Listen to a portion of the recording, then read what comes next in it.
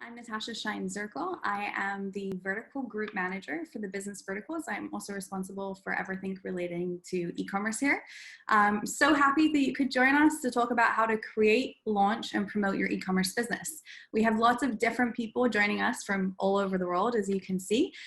So whether you have an existing online store, whether you're looking to open a new dropshipping business, or if you have a physical store and now you're looking to bring your products from offline to online, we have been sure to include something for everyone here. We're recording the session, you can see that on the top left, and we're going to send that to you within a few days. We've also prepared a guide to help you through your journey, as well as a list of services that can be useful to you. So watch out for that email, and feel free to send it and forward it to any friends or colleagues that you know that you think it would be helpful for. And without further ado, I'd like to introduce our awesome speaker for today, DAMIANO. He is a Fiverr pro seller. He is the founder and CEO of Startup Slang. It's an e-commerce agency that serves more than 900 businesses, and I'm thrilled for us to get started. So please take us away, DAMIANO.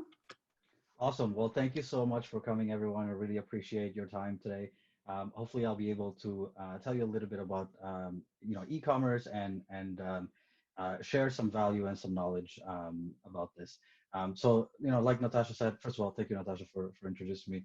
And like Natasha said, I am the founder and CEO of Startup Slang, and I started off on Fiverr, and so all of the experience that I have, it pretty much came from helping all of those 900 clients kind of grow, and our company has grown pretty substantially over the last 3 years. We're now a team of 33 here in downtown Toronto, servicing over 900 clients, like Natasha said. So I would like to just jump right into it, into the good stuff. So first things first, why e-commerce and why now? And so, I think if you are, especially if you are an existing business, but even if you are somebody that's new to e-commerce, you're looking to get started, you definitely want to look at the current state of affairs and how e-commerce is being used by most people. And obviously, I'll go through a lot of that stuff later on in the presentation, but I kind of wanted to mention that here at the beginning, just so you guys can see the type of opportunity that we are seeing. So to give you guys an idea, the current state of affairs right now with COVID-19, with a lot of the isolation and stuff, it has increased the number of e-commerce transactions that are happening worldwide by a lot, by a factor of 5, pretty much. And so before COVID-19, we were in a place where we had 1 out of 10 transactions in the world being done online. And that means that 9 out of 10 transactions were still being done in a physical store.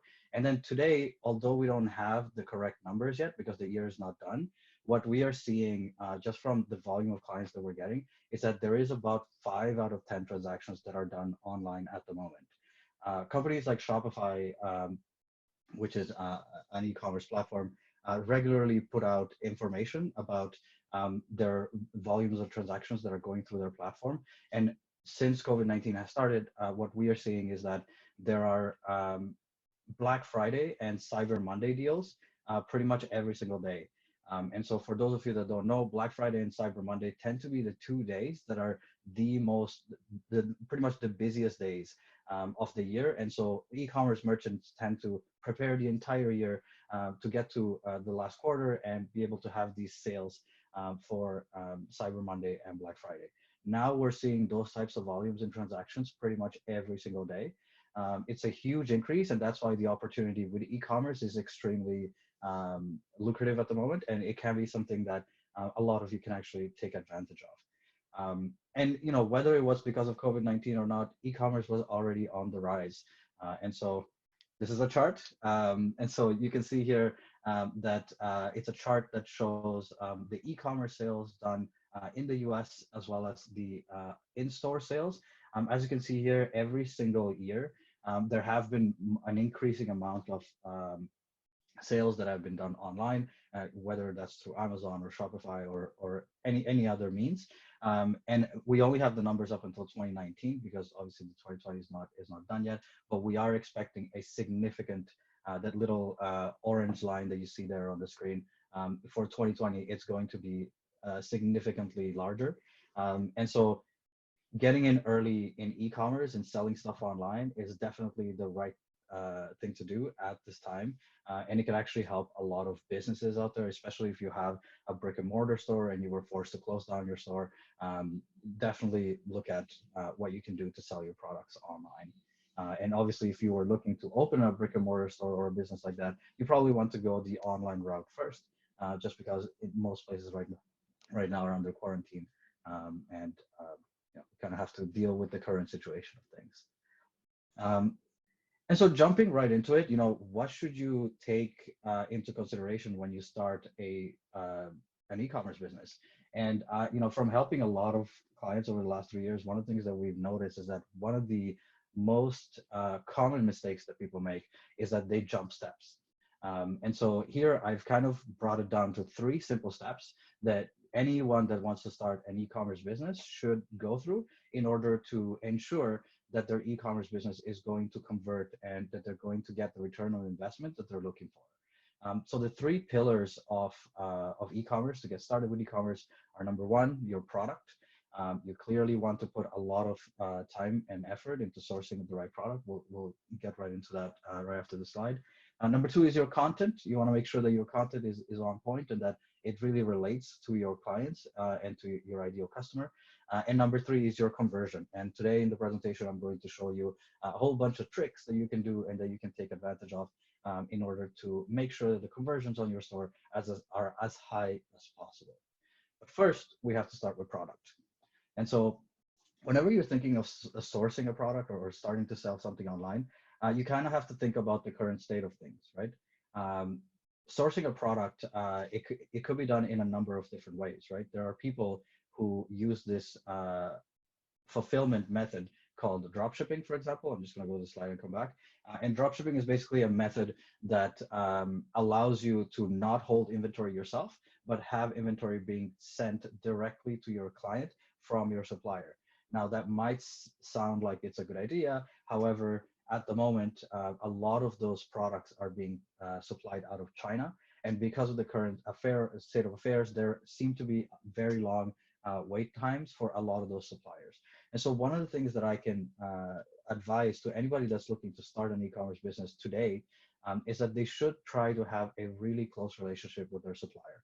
Whether their supplier is in China or whether their supplier is closer to where they are, definitely look at having a close relationship with them so that you can, if there are any issues or any delays, you can be on top of it and you can let your clients know as well. And clients tend to appreciate that in most cases, or the customers that are going to buy from you. The other thing is also, first of all, have a really close relationship with your supplier. But the second thing is figure out your fulfillment times and your fulfillment structure, right?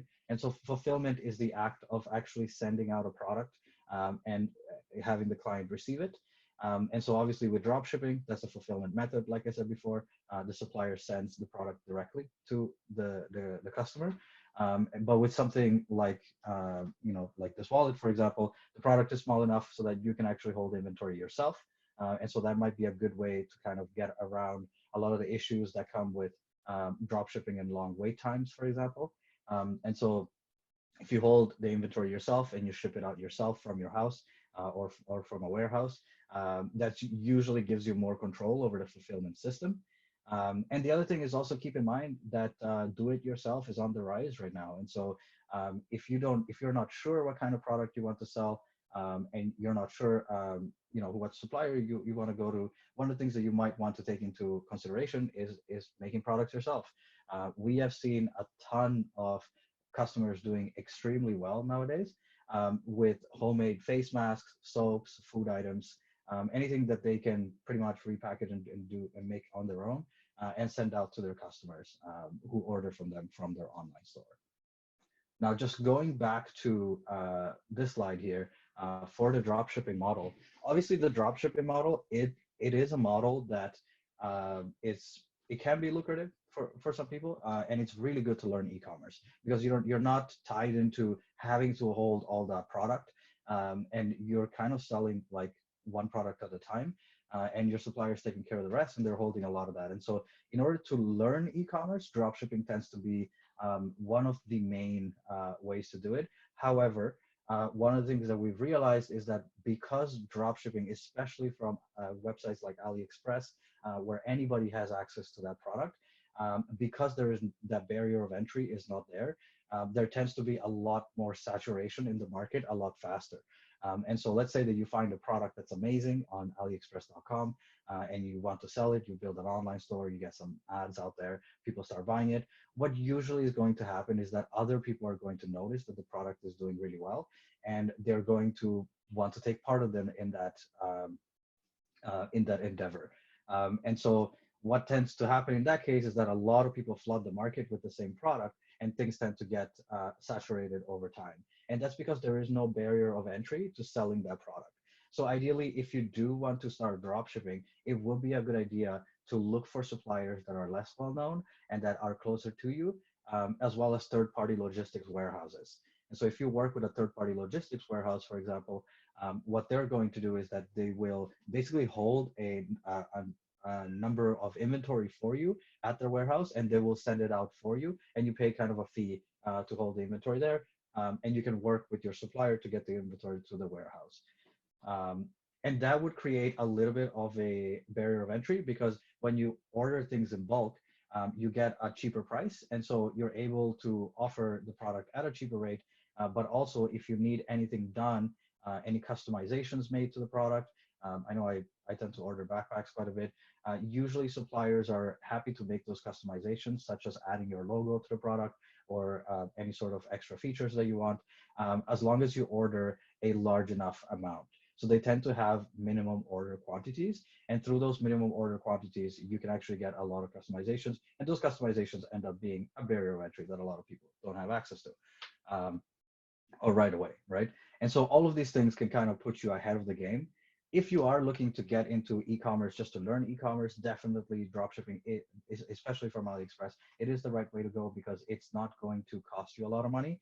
And so you can use apps such as Oberlo and Spocket on the Shopify platform, for example. These are apps that connect you directly with suppliers. And if you guys want to know a little trick to find really good suppliers, definitely go to Fiverr and look for them. That's what I do. So there are a ton of sellers on Fiverr that will do a lot of that research for you, and they will actually scrape the internet to find suppliers and products that you can actually sell. And so usually Fiverr is a pretty good place to start, especially with things like this. Now the difference between Oberlo and Spocket, super quickly, it's just that Oberlo tends to find suppliers that are based in China through AliExpress, whereas Spocket tends to find suppliers that are based in the US. And so the products might be a little bit more expensive, but shipping time is a lot shorter.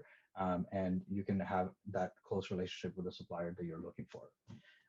Now, just super quick housekeeping. Every time you guys see something like this, a little icon on my slides, I'm going to be talking about an app, and it does represent an app. So if you have any questions about that app, do feel free to drop it in the chat, and I'll be able I'll be happy to speak about that later on. So that would be when it comes to product, obviously, take care of your supplier, your fulfillment, and pretty much everything that has to do with making sure that the client's experience after they've ordered the product is as clean as possible and as optimized as possible. The second thing, then the second pillar of an e-commerce business is really content, and a lot of people tend to skip this step, and that's probably one of the biggest mistakes that I've seen people make. So I mean, think about it, right? You found a great product online, you want to sell it, you want to build a brand around it, but usually what people tend to do is that they go and they start an online store for it after they found the product. There is a step in between those two things. You do need to get content done and content made. Your content for your product is going to determine how successful your product will be, because it's going to actually connect with the audience that you're trying to connect with, and the targeted audience that is looking for this product, or that will be the ideal buyer for it. And so one of the things that you want to do is you really want to invest in brand.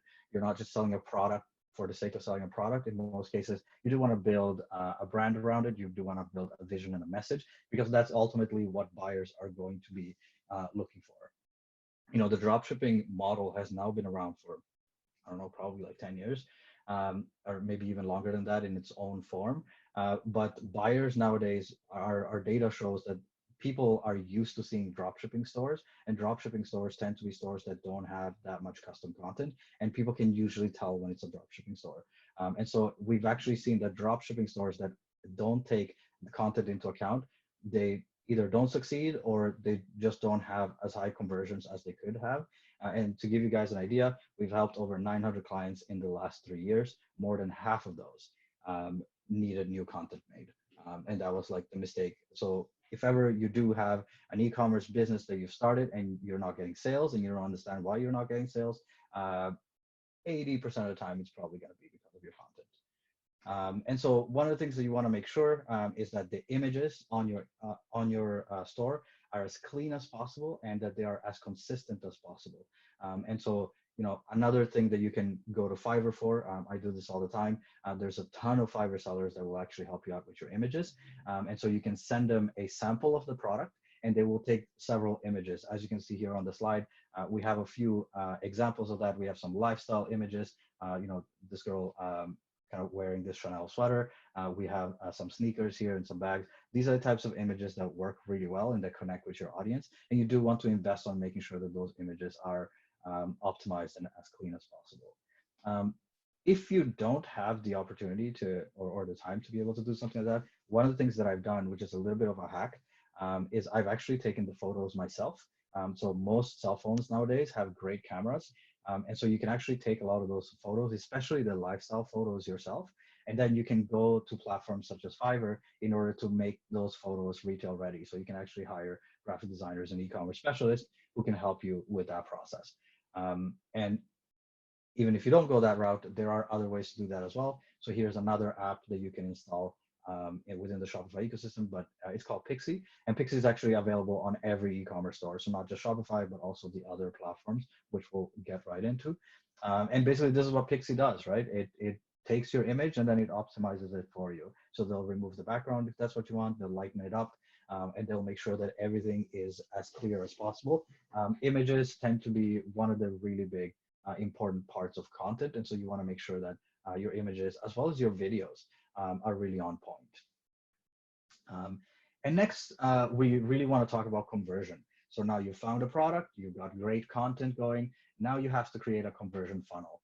And a conversion funnel is essentially the journey that your client is going to go through before they actually purchase from you. And the way that we build that funnel is through your online store. And so you have to design the store with conversion in mind. And I'll show you guys how to do that a little bit later on in the presentation. But every single decision that you make as an e-commerce designer has to take conversion into account. Conversion is the act of of purchasing from your store. And so you want to make sure that there is no friction and there is nothing distracting the client from actually purchasing from you. And design is a huge part of that. Design allows you to take your client through the journey that you want them to take before purchasing your product. And then the other thing that you really want to make sure is that you are tracking the user behavior on your store. Now, conversion is not a set it and forget it kind of thing, right? As traffic starts coming to your store, you're going to have to track that user behavior in order to understand how to make in order to be able to analyze the data and understand how to make the decisions going forward on what kind of things you're going to be updating and upgrading about your store in order to get those higher conversions. And so I'll show you guys a few tricks to do that as well later on. And so definitely track the user behavior. The other thing that you want to keep in mind is that your online store is a sales funnel. And so, like I said before, a sales funnel is essentially the journey that your client is going to go through before they purchase from you, from the moment they land on your homepage and they find out about your brand to the moment that they purchase from you. Now, if you look at the slide, you can see that there are 4 stages to this conversion funnel, and every top stage is bigger than the one below it because of the amount of people that you have in every stage. And so, for example, in the awareness stage, these are people that are just finding out about you and finding out about your brand. Let's say you have 100 people in there, there are going to be a few that are just going to drop off. It's just it's the law of averages. You will lose a few people because they're just not going to be interested. But some of those people will be interested. So let's say you have 100 people in the awareness stage and you end up with 50 moving on to the interest stage. Now, these people are really looking into your products. They're looking into everything that has to do with your brand. And they might even go all the way to your product page and even add the product to cart. Then out of those 50 people, you might end up having 25 that will actually go into the desire stage. So at this point, they've actually added the product to the cart. They sometimes go on all the way to the checkout to check if there are any taxes being charged, to check if shipping is free, and these types of things. And even at that point, you're going to lose some people. So even if they get to the point where they add all of their information and their shipping, a lot of times people do that just to see what the final price will be, and you might end up losing a few people at that crucial checkout point. And so from desire, at that point, people will go into the action stage. And so let's say that you end up with 5 people in the action stage. These are the people who have actually purchased from you and that you will be fulfilling products for. Um, you can basically, once you have actions coming through, you can basically figure out what your conversion rate on the funnel is. And so if you have 100 people in the awareness stage and 5 people in the action stage, that means that your conversion rate on this funnel is 5%. And because the journey that people are going to take is optimized and standardized and it's always the same, you'll be able to get that conversion rate and invest more into putting more people in the awareness stage in order to double and triple your revenue and scale from that point on. So the first step that you have to do for conversions is figure out how to get people through that journey in a way that it is converting at a high level. Most e-commerce stores convert at a 1 to 3%. Some e-commerce stores that are really good will convert at a 5 to 6% as well. And so you want to make sure that you're driving a lot of traffic and that you're optimizing everything from the product to the content to the actual store conversions in order to be able to scale. And so in this example, for example, if we have those 5 people buy products from you and each one of those products is $1,000, now you know that every time you put 100 people in your funnel, you end up with $5,000. And so if you want to put more people in your funnel, like say you put 200 people, you end up with about the same with the conversion rate. So you can make $10,000 with 200, $15,000 with 300, and so on. So that was kind of just an example. So keep in mind that the concept of the funnel is based on the premise that if enough people see your offer, some of them will purchase. This is a mathematical and statistical formula. It is not a matter of whether it will happen or not. It will happen. You just have to figure out what you can optimize for it to happen much faster, as well as what you can do to optimize those conversions. And now the funnel that you see here on the slide is basically the theory around what a conversion funnel is. However, when you bring it to an online store, each one of these parts kind of translates to a page on the store. And so, for example, for your awareness stage, that's really your landing page or your home page, right? That's where people are finding you. That's where people are figuring out what your product is. And then once they go into the interest stage, that's your product page, right? They go into the product page to look at all the information about the product, the price, if there's different variants and stuff. And once they add it to the cart, that's when they go into the desire stage. So it shows that they're actually interested in the product and that they're considering buying it. And once they purchase, that's really what we were talking about here, the action that you want people to take. And so you want to keep that in mind. It's the structure of your business and it's the structure of your store. When people talk about building a business, they use that word building for a reason. Maybe that's not the reason, but this is the way that I see it, because it really feels like you're building a house. And if you were building a house, you wouldn't go into the build without knowing the structure of the house. You need to know how many floors are going to be in the house. You need to know where the stairs are going to be, how tall the roof is going to be, and you won't be able to build the functional house unless you know the structure. And it's the same exact thing with an online store. You need to keep the structure in mind so that you can always identify where the issues are in your journey and you can optimize for them going forward. I'll show you guys how to do that as well. And so the next logical thing that comes from that, it's really what platform you should choose in order to sell your product. And nowadays, there's a ton of platforms out there, but there's 2 major types of e-commerce platforms. There are the SaaS-based e-commerce platforms. So SaaS is software as a service. And then there are the open source e-commerce platforms. So here we have 2 examples of 2 of these types of platforms. I actually developed, well, here at Startup Slang, we develop for both platforms, but we specialize in Shopify. And so Shopify is a SaaS-based e-commerce platform with something like a Shopify, you basically pay a monthly or yearly cost to have access to the entire platform through a cloud hosted service. There are pros and cons to both types of these platforms, but with Shopify, for example, you don't need any coding, you don't need any web hosting whatsoever, because everything is taken care of for you. And even the back end of the security aspect of things, it's all taken care of for you. So you can pretty much just pay the usual amount that you would pay for Shopify, and get started just within a few hours. The other great part about Shopify is that they actually have some of the best support system in the industry.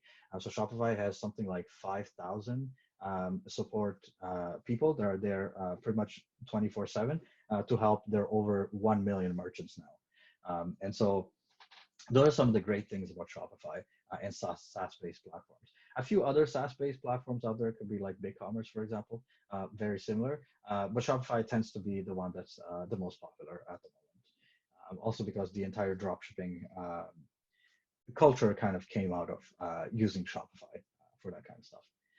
And then on the other hand, you have platforms such as WooCommerce, which are open source e-commerce platforms. And so the thing about open source e-commerce platforms that's really great is that it gives you absolute control over the entire business. And so to give you guys an idea, on Shopify, you have to work within the limitations of Shopify because Shopify optimizes things according to the best practices that they found. However, if you wanted to do something a little bit different, you wouldn't be able to do that on Shopify because you don't have access to the backend. And in a lot of cases, depending on the tier that you're on, the pricing tier that you're on with them, you're also not going to have access to all of the features of the platform. And so one of the things that I say here, for example, is things like your checkout customization. Those types of things would be a lot easier to do on a WooCommerce store than they will be on a Shopify store, just because it's only available to Shopify Plus clients, and Shopify Plus clients tend to be enterprise clients who are paying over $2,000 a month to have access to the platform. And the checkout customization allows you to add extra elements to your checkout in order to help people go to towards that conversion point at that crucial final moment when they're ready to hit buy, and they've already entered all their information. So very, very good feature that a lot of e-commerce stores would need. And on Shopify, you need to be on the enterprise level. However, on something like a WooCommerce, you can pretty much take care of that yourself. And you can also avoid a lot of the recurring charges on WooCommerce. So Shopify will charge you every single month, and they will charge you every single year. However, WooCommerce, you don't need to do that because you're managing everything yourself. So you're actually hosting the entire thing yourself, and you can because of that, you don't have to pay monthly, you don't have to pay yearly or anything like that, but you definitely do have no support. So you're pretty much on your own at that point. And then the other thing is that it also allows for higher scalability and customizations of the website because you don't have a lot of those limitations that you would have with a SaaS-based platform. Now, there are a lot of cons as well to these two, but before we get into that, let's talk about price a little bit. And so on Shopify, for example, you have three main pricing tiers. It starts at $29, and then the last tier is at $299. And if you're a larger company, you're making over $1 million a year. At that point, you can get on Shopify Plus, which is $2,000 a month. Now on Shopify Plus, you definitely have a lot more features like that checkout customization, which usually tends to be for larger merchants. And so, like I said, you need to basically be paying every single month, and every single app that you install as well will also have a cost associated with it as well. Whereas on WooCommerce, you usually have a fixed cost, which is your hosting, your domain, things like this. And then you have a whole bunch of variable costs, which could be plugins and anything else that you want to install onto your WooCommerce store. The thing about WooCommerce, though, is that on the security aspect of things, you are kind of on your own. And so that's kind of the difference between the two platforms. You need to be a lot more technical. You need to have a lot more technical skills in order to run a WooCommerce store compared to Shopify. And so we actually do a ton of migrations from open source e-commerce platforms over to SaaS-based e-commerce platforms like Shopify, specifically because the merchants are sick of having to deal with having to go to a developer every time they need a change done. So open source e-commerce platforms tend to be not as maintainable and not as easy to run as SaaS-based platforms. The other thing is that obviously you have no customer support at all. So Shopify gives you a ton of customer support, but WooCommerce doesn't. So you're kind of on your own there. And most of the time you want to be able to work with a developer who's really used to working with you. That could bring up costs quite a bit, because every single time that you need that support, you have to pay an extra person. Whereas on Shopify, it's included with every plan. You get access 24/7 support. And like I said, it's some of the best in the industry. And then, like I said, in terms of like site management and security, you have to take care of everything by yourself on WooCommerce, whereas on Shopify, it's kind of taken care of for you. On Shopify, some of the cons are also that if you need customizations made, you will need to work within the limitations of the platform. So there are just certain things that are just not possible on Shopify without several apps or even developing your own app. Whereas on WooCommerce, those types of customizations tend to be a little bit simpler.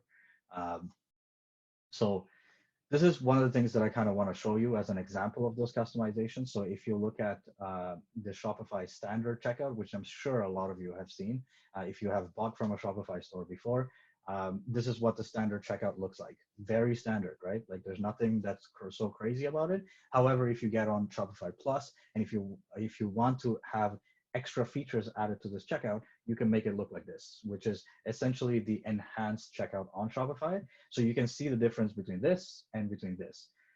There is a lot of stuff here that's added, such as trust badges here to show that there's a satisfaction guarantee, that you can track your order, and everything that has to do with the actual payment is also there and easy for the client to see. So by the time they are on this page, one of the biggest friction increasing things to conversion is really having to add all of your information here. And so just to be able to see like the final price and things like that. And so adding all of these extra features kind of helps the client along, knowing that they're well supported through that checkout process. The other thing is that you can also brand your checkout if you have access to Shopify Plus. And branding your checkout, as you can see, you can put your company's colors and you can do all of that, and it looks way better than a normal checkout. So like I said, if you wanted to do that on Shopify, you need to be on the higher tier. On a WooCommerce store, it is a lot easier and simpler to do something like that. However, you need very specific technical skills that not a lot of people might have. And so that's why we usually tend to go with Shopify. We are a Shopify agency, so obviously we are biased when it comes to that. But we've seen a huge amount of success for our merchants being on Shopify. And that's, again, because of the ease of maintainability. When we build a store for our merchants are able to run the store themselves, and they don't have to come back to us every single time. It's pretty simple. There's a very user-friendly kind of interface there. And there is also a growing number of apps within the ecosystem itself. And so more than half of Shopify's revenue actually comes from its app ecosystem. And the apps on Shopify are built through companies such as us. So Startup Slang actually builds apps for Shopify. And so think of it as a number of companies that are basically making the technology better by building new features for the platform. And that's really one of the biggest strengths of Shopify, is that you're not just tied to Shopify as a company in order to get a lot of those features. There are millions of people out there that are making apps in order to make Shopify even better and make commerce even better for everyone. And then obviously there's the worldwide support, like I said. But the other thing that I also want to stress is that Shopify is not just an online store builder. A lot of people might be wondering, why are there different pricing plans? Why is it $29 and $79 and $299? What's the difference between these?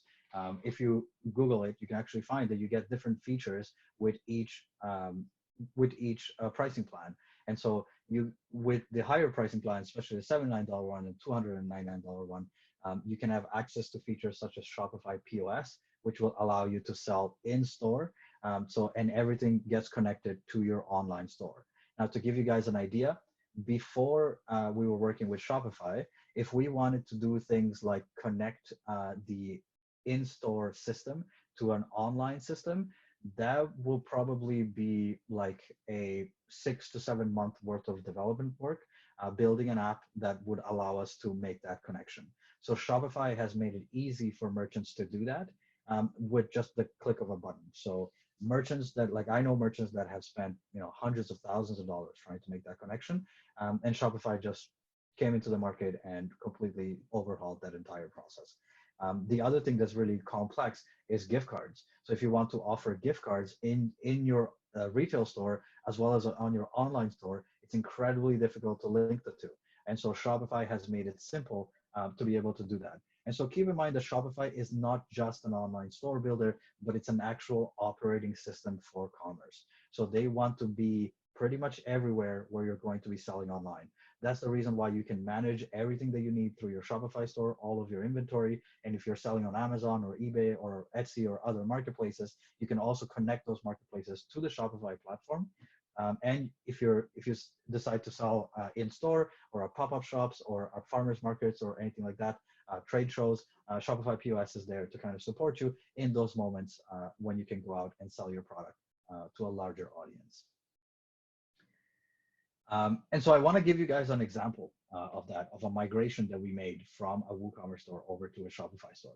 And this is actually one of my Fiverr clients, one of my favorite Fiverr clients. It's a company out of New York called Cuero Shoes. And Cuero Shoes makes really high-end handcrafted shoes at an affordable price. And so here you have a picture of the founders of Cuero, which I love. They're some of my best customers. There's Randy and his wife, and we also have Alvaro here, who run the company. And you know, the story of Cuero is actually very cool. Randy is someone that is from New York. He traveled to Spain on vacation with his wife. And while he was there, he actually met Alvaro here, who is the young man that you see in the picture. And he met Alvaro and they started talking, and he found out that Alvaro had a passion for making handcrafted shoes out of Spain. And that they really went out of their way to make sure that their shoes are as high quality as possible, everything from the leather to the stitching. And they were also offering a long-term support. Usually shoes like this can go for thousands of dollars, but they were able to offer it for just a fraction of the price. However, they came to me on Fiverr with a very specific problem. And that problem was that the current website that they were on, which was not a SaaS-based platform, it was an open source platform, was just incredibly difficult to maintain. Their company was growing and they were adding more and more people, and they couldn't have that technical knowledge be shared among everyone just because it's not everyone's forte. And so they wanted to move over to a platform that would be a lot easier to maintain. And Shopify was the right thing to do for them. And so obviously, I just kind of want to show you guys the journey that they went through in order to get on Shopify and sell and get us to help them sell their products. And so they actually followed the 3 pillars perfectly. They figured out the product, right? So Randy went down to Spain, met Alvaro, who was his supplier, and he found out that he can have all this product brought over in New York. As you can see here, there's a picture of their pop-up shops that they have in New York. And so now he had a very solid and close relationship with the supplier. Obviously, the supplier, Cuero Shoes, also owns the actual manufacturing, and so that made things a lot easier. But the next thing that they did is they really focused on content a lot. And so they spent quite a bit of time and effort really making sure that the pictures of their shoes were really on point. And so you can see some of that here. They took some lifestyle photos. They took some photos of the actual images of the actual shoes on white background images. And then once they had the supplier figured out and they had the content figured out, that's when they came to us on Fiverr. And it was incredibly easy to work with them just because they had done a lot of the legwork before. And so they came to hire a professional to accelerate the conversion design of their store. And the content helped a ton in that design because conversion starts with design. And so you want to make sure that your content is as clean as possible in order to make sure that that conversion is as high as possible. And so, one of the things here that I can show you, especially on the Cuero website, which if any of you want to check it out, is cuerohms.com. One of the things that we did is we made sure to follow some of the best practices when it comes to conversion on an e-commerce store. And so a rule of thumb is really the 3-second rule. So that means that if someone lands on your website, they should know exactly what you're selling within 3 seconds of being there. And there's a lot of people that don't get that right. And if you don't get that right, you'll run the risk of actually losing quite a few people as they're navigating through your store, or they might even navigate away. And so here you can see that there is a slide that shows the front page of the Cuero Shoes website. And in that hero banner, we put a very nice picture of their shoes so that people know exactly what it is that Cuero does. Cuero sells handmade shoes. And you can see that we've also written handmade shoes in the logo up above so that people don't have any sort of confusion on what Cuero does. The other thing that you want to really watch out for is your loading speed. You tend to lose people for every second that you have the website loading. And so you want to make sure that the images are as optimized as possible, that everything is loading at a fast enough rate on your store in order to drive those conversions a lot faster. It needs to be a seamless experience. So think of it this way. When a client comes to your store, the only thing that you want them to think about is adding the product to the cart and going through the checkout process. So everything else is going to take them away from that, and it's going to distract them from that. And so you want to minimize the distractions as much as possible. The loading speed is one of those distractions. If people are waiting for things to load, they're just going to be wondering why the site is taking so long to load, and they're just not going to be as committed to the actual purchase flow as you'd like them to be. And so, taking that into consideration, let's look at the product page, right? So this was the home page. So if you remember our funnel, this would be the awareness stage when people come onto the home page and they really look at what Cuero does. And then eventually, if they go through that funnel from awareness to interest to desire, they're going to end up on the product page. And you can see here that we've actually optimized their product page to the bone.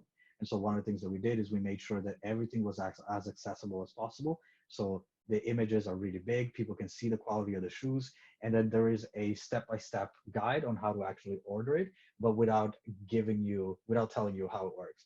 And so you can see here that all you have to do is choose the color, then choose the size, and then the next logical thing is add to cart. So you can do that all there. One of the things that we did that was really important here is that we hid all the distractions that people have. So if you look at the description here on the bottom, as well as the delivery time and exchanges and returns, all of those policies need to be on a product page because it helps the client. However, we close them within tabs so that clients that don't need to see that, they're not going to get distracted from it, and they will go towards the add to cart more than that. However, if there are clients that are not sure yet, then at that point they can go towards the description and read more about it. And the description is also made in a way to help them go back to the add to cart and add that product to cart to go towards the conversion point.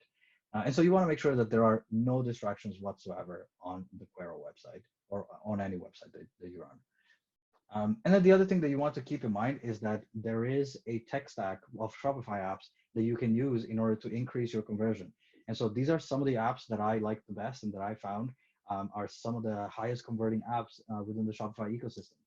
Now, for the sake of time, I'm not going to run through all of them, but you can definitely Google a bunch of these and really see what they do. I'll talk about some of them so that you can see just on a high level what they do. So things like Spently, for example. Spently allows you to add extra upsells and marketing material to the thank you email every time somebody purchases from you. So that means that if somebody purchases from you, that email where they get with their order information, you can actually put an extra discount code in there for a future order. That's been shown to actually increase the likelihood of people becoming repeat buyers.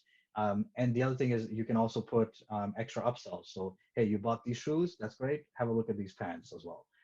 And so we've seen over the 900 clients that we worked with in the last 3 years, we've seen an increase of about 40% in conversions when we install Spently on a store. So Spently is definitely something that you want to have in order to optimize those transactional emails and help you out with that repeat buyer. Then you have things such as Route. Now, one of the things that people don't realize is that more than 50% of transactions done online today are done on Amazon. And so the experience that people have with Amazon is pretty much the standard. Like that's what people are used to. And so because of that, you want to have apps like Route, which make it super simple to have returns and basically shipping insurance. So one of the experiences that Route creates is that if there is a problem with the item, once it gets to the store or once it gets to the client, the client doesn't really have to do anything like getting in touch with you or anything. He basically just goes on his order confirmation emails, clicks one button for route. And what route will do is that it will actually place another order on the online store on behalf of the client to be able to send a new product to the client. Now that's good for the client because the client doesn't have to worry about the entire process of getting in touch with customer service and returning the product. Just like on Amazon, it's very simple to do it. And on the merchant side of things, you actually don't have a loss from lost and stolen packages because Route will insure the package. And so they will just place another order. So it's as if you have another order. So it's actually extremely beneficial to have an app like Route on an online store. And then we have Ava, which is very sophisticated pop-ups. So you can have different pop-ups to lock certain parts of the website to only certain clients. You can have pop-ups for upsells, cross-sells, all sorts of stuff. Ava, definitely a pretty amazing app. All of these apps, or most of these apps, tend to also have free tiers when you start, so you don't actually have to pay much just when you get started. But they do charge you a certain amount according to the number of transactions that you have. And so we have, other apps here like SMS Bump, which is, text message marketing. Smile, it allows you to create a reward system on your store. We have Looks, which is a visual reviews, so it's reviews with actual photos in them, just like on Amazon. This works really well. And we also have Reconvert, which allows you to put extra upsells in the thank you page. So when somebody buys from you, there's a thank you page that comes up. So you can put extra upsells in there and extra offers in there. And then if they don't take that on, then they will move over to the Spently email where you can have upsells in there as well. And so it's really about hitting the client at different stages of their purchase flow in order to bring up your conversion rate and bring up the average order value. And then the last three apps that I have here, which is Google Analytics, Klaviyo email marketing automation, and Hotjar, these are really important apps because they allow you to track your user behavior. And so Hotjar actually creates videos of how people are using your website. So you can actually see where people are clicking and whether there is any confusion or whether there's anything that makes it difficult for them to go through your purchase flow. So Hotjar allows you to do that. Google Analytics, obviously, it allows you to track your users. And same thing with email marketing automation, especially for things like abandoned carts. There's a lot of people that go to online stores, they will add something to cart and then they will leave. Well, you want to make sure that you're retargeting those people with abandoned cart emails. And Klaviyo is one of the great apps that allow you to do that. Now, on average, on a Shopify store, you have about 6 to 15 apps. And so you want to make sure that those apps, those partnerships that you're working with are as useful as possible. And usually working with an expert like us here on Fiverr is a pretty good way of knowing which apps you should go for according to the industry that you're in, because we work with 900 clients and we've seen we have quite a bit of expertise when it comes to that. So all that to say, if ever you do want to optimize your conversions, definitely look at the app ecosystem within Shopify and look for some apps that can help you out. And these are some of them. You want to create an Amazon-like experience on Shopify, essentially. And so that's a little bit about Cuero and what we were able to do with Cuero. And so, Cuero had pretty good success. We launched their store last April, so not this last April, but the one before that, in 2019. And now they are getting regular sales. They're growing their business. I think they're a team of 20 now in Spain and in New York. And Cuero is super happy with everything that we've been able to do together. And so definitely take this into account. Remember, product, content, and conversion are the three pillars of an e-commerce store. And then the other thing is really what do you do after you have those things in place, right? You have product, you have content, you have conversion set up. The next thing is traffic, right? So you want to make sure to get that traffic coming to your store so that you can optimize as much as possible and that the conversion and all the work that you've done to make sure that your store is converting at a high level is paying off. And so to drive traffic to your store, there's a number of ways that you can do it. And really, there is a number of ways that you can do it. But the main ways to do it should follow the data that we're seeing today. And so, for example, if you look at the chart here, you can actually see that about 30.3% of traffic comes from paid traffic. So these are paid ads. These are services such as Google ads, Facebook ads, and any other ad platform where you have to pay in order to get those impressions. But more than 50% of all traffic online comes from search engines and search engine optimization.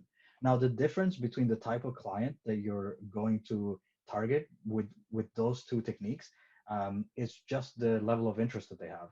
So if you're running paid ads, for example, especially on Facebook, most of the time that client is not going to have an interest in buying your product.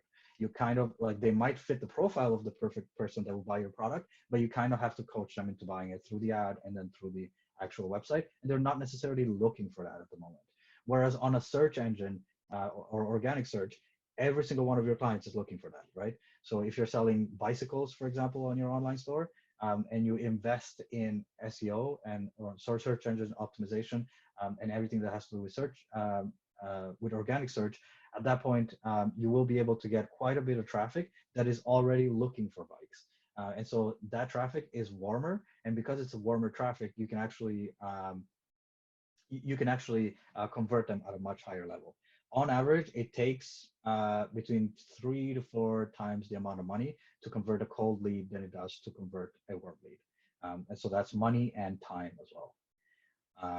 And so you want to be able to analyze that content, analyze that traffic, and really make all of the course corrections that you need to make sure that that traffic is converting at a high level.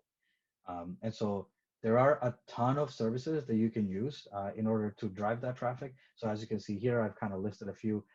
You have social media marketing, you have Google Analytics and stuff, or Google Ads and things like that, as well as content marketing. And I just wanted to give you guys a resource in case you wanted to learn to drive traffic on your own. You definitely want to check out some courses on Fiverr Learn. And I take Fiverr Learn courses pretty much all the time. I love those courses, and I've learned a ton of stuff through them. I have even all of my staff members here at Startup Slang. We buy courses for them, and we make sure that they know everything about it. So on Fiverr Learn, you actually have some of the best courses in the industry, especially for Facebook ads. I've never seen a better Facebook ads course than the one in Fiverr Learn. So that one is really good. And especially like some of the SEO courses in there, and they're super affordable as well. So definitely check out Fiverr Learn if you want to learn all of the techniques to drive that kind of traffic and to promote your store. And so all that being said, now I want to talk to you guys a little bit about the current state of affairs. And I think it's important for us to do that. We can talk about e-commerce all day long, but we have to talk about what's going on with COVID-19 and how that's affecting a lot of the industries around the world. If you're going to be getting into e-commerce today, you kind of want to take that into account. There are things such as social distancing now that have been implemented across societies in the world, and work from home has become the new reality for many people. And even after this COVID-19 kind of adventure that we're going through right now, there is going to be a real shift where companies that weren't working remotely, now that they've done it and now that they have the infrastructure to be able to do that, they are going to allow people to do that. And ultimately, people are just going to be ordering more stuff online, and the social distancing thing doesn't look like it's going to go away anytime soon. And so brands have to pivot in order to adapt to the current economy. And there are certain industries that are doing better than others, right? Industries such as healthcare, wellness, hygiene, and food items, as well as insurance brands, are doing way better than most other industries out there. And so I kind of want to show you guys this page. I hope you can see it. I know it's written a little bit small, but this is basically the industries that we've noticed that have seen an increase since the COVID-19 crisis has started. And so if you look here, obviously disposable gloves, there is an increase of up to 670% for that type of product. Obviously, I don't know how it is in other countries, but here in Canada, disposable gloves, we're trying to keep that for the healthcare providers and stuff like that. So we don't tend to sell those online, just because the supply tends to be better used by healthcare providers. But you have a ton of other products that you can look at. Who would have thought that bread machines were going to be number 2 on the list? There is a 652% increase in sales of bread machines. And that, I mean, it makes sense, right? Like, bread is something that you can't really stock up on. And people need bread all the time, and because they can't go outside, and they might as well just make their own bread. And so a lot of people bought a bread machine. Surprisingly, that was one of the first things that I bought when I went into isolation. So I've been guilty of that as well. And then other things that you can also look at is things like weight training, right? Like people can't go to the gym anymore. And so selling weights on a platform like Shopify could be pretty lucrative right now. And also other things that have to do with the current state of affairs. Any sort of food items here, you can see, pasta is up 249%, vegetables are up 238%, flour is up 238%, facial tissues, and all sorts of other stuff. Supplements are up there as well. People want to make sure that they're being taken care of. And obviously things related to the office or the home office. So things like computer monitors and office desks. There is an increase for these kinds of things because, people that had offices before, now they have to work from home, and they have to basically deck out their office to be able to work from home. And a lot of companies are actually buying monitors and desks and things like that for their employees. So that's really good. And so definitely keep that in mind when you're looking at getting a product, sourcing a product and selling that product. There are some industries that are doing better than others. And if there is an increase, there is also going to be a decrease. And so here are some of the industries that are having a decrease nowadays. These are probably the industries that you don't want to get into right now. So things like cameras, the camera equipment, camera bags, anything that has to do with that. People can't go outside, nobody's taking pictures. And so it's pretty difficult to do that. Anything that has to do with vacations, such as snorkeling equipment, all sorts of swimwear and things like that, they are on the decrease right now. Camping equipment is on a decrease. And anything that has to do with bringing people together, it's also on a decrease. So things like event and party supplies are probably not the right thing to sell right now. And anything, anything that has to do with going outside, such as sunglasses and eyeglasses and things like that as well. And so keep that in mind, right? There are some industries that are doing better, and there are other industries that are doing worse. And so you want to make sure that you're putting a lot of thought into the product that you're going to be sourcing. And just a little bit more information on these things. Health and wellness, and this is just taking all of the health and wellness products together since the month started, or since April started, we've seen an increase of 219%, up from 193% in March. And so it is something that's increasing over time. And now because of Mother's Day, there seems to be quite a bit of an increase for health and wellness related products as well. You have anything related to the home. So furniture, obviously people are at home. They want to make sure that their home looks nice because that's where they're spending most of their time now. It's not work anymore. And so if you're selling home related products, there is an increase of about 27%. It's not huge right now, but it will likely go up as people stay home and they want to deck out their homes. Surprisingly, things like everyday fashion is not doing so well. And so if you're looking to sell clothing, or if you're looking to sell anything that has to do with fashion, probably not the right time right now. People are at home mostly. They're not dressing up. They're staying in their pajamas in a lot of cases and just working from home, not being able to go outside. And so everyday fashion is in a decrease right now. And then anything that has to do with food and drinks, also really, really important. Food and drinks is probably the biggest industry that we've seen in terms of growth.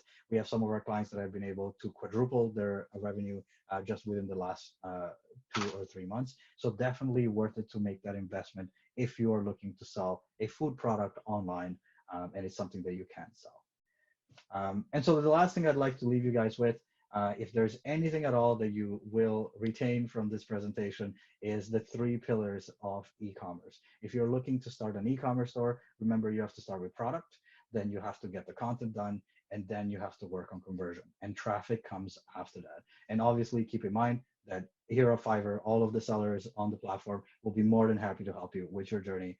And so you can come to me, you can come to other people if you want to start your e-commerce journey, and we will definitely be there to help you out, as we always do. Thank you so much. And now I'll leave it to Natasha. Thank you so much, Damiano. That was amazing. And we got so much great feedback and so many questions. We're actually going to do a live Q&A in just a few moments. So anyone who can stay, feel free to stay on. I'll just note a few questions. I'll answer a few questions that came in whilst everyone's still here. So firstly, we are going to follow up. We've recorded this, so we're going to send not only the recording, but also the deck that Damiano just went over, as well as a guide that we've put together and a list of services. And for those of you that have already created your online business and are starting to think about how to market it, so we're going to also send you a link to a store that we've created that focuses on e-commerce marketing. So we'll add that in the follow-up. And like we mentioned before, feel free to pass that on to anyone that you think it will be relevant to. Some people asked, some people mentioned in the chat that they actually sell a service and not a product. And so just to let you know, we had a webinar last week that focused on taking your skill or your service online. And so if you go to the Q&A section, you'll see a link to that. Feel free to take a look and watch it. And just so everyone knows, we constantly have events. You can go to events.fiverr.com and keep up to date with all the new things and all the new webinars that we're adding. So Damiano, that was amazing. I really can't thank you enough. We got some great questions from the audience. So I'm going to pass it on to Marcy, who is going to kick us off.